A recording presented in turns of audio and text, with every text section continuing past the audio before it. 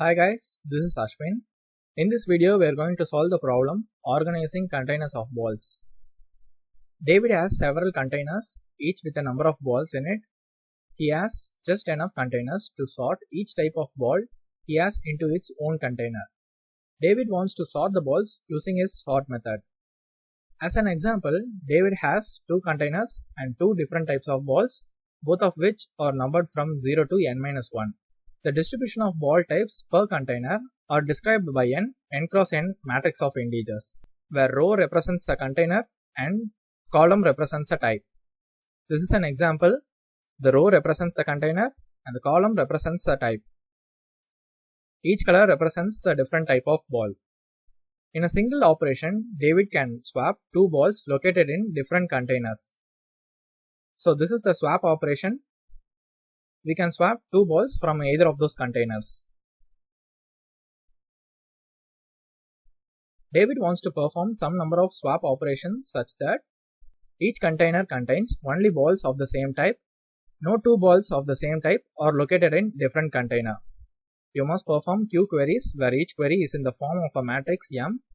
For each query, print possible on a new line if David can satisfy the conditions above for a given matrix, otherwise print impossible. Let's see some other example to understand it. So here we have two containers and two different types of balls. After one swap operation, the red ball goes to container 1 and the green ball goes to container 0. So we separated the balls into different containers.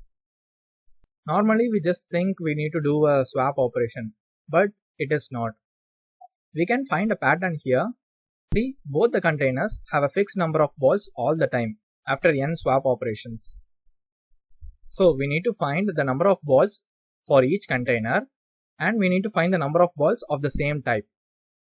After finding those two, we can just sort it out. If both are equal means we can directly print possible, otherwise we can print impossible. Let's see another one. Here you can see each container has two balls, but the number of balls of each type is different. Here for type 0 we have only one ball, but type 1 we have three balls. For this we need to print impossible, so the answer is also impossible. Okay, let's solve the problem. Initialize row equals with a list of zeros multiplies n.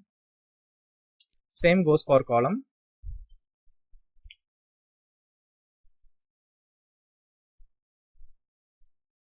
Here row represents a container and col represents the type of ball. And we are initializing everything with 0 up to a length of n. Now we need to iterate this matrix. For that, for I in range of n and for j in range of n. Now we need to add the number of balls to the container, that is row of I plus equals container of I of j. So it will traverse from left to right. Now we need to do the same for the columns, that is for the types. Col of I plus equals container of j and I. It goes from top to bottom, so to calculate the number of balls of same type. After that, check for the condition if sorted of row equals sorted of col. If both are equal, return possible, else return impossible. Let's run the code. It passed the sample test case. Let's submit it. That's it guys, we solved the problem. If this video is helpful to you, hit the like button and subscribe to the channel. See you guys in the next video.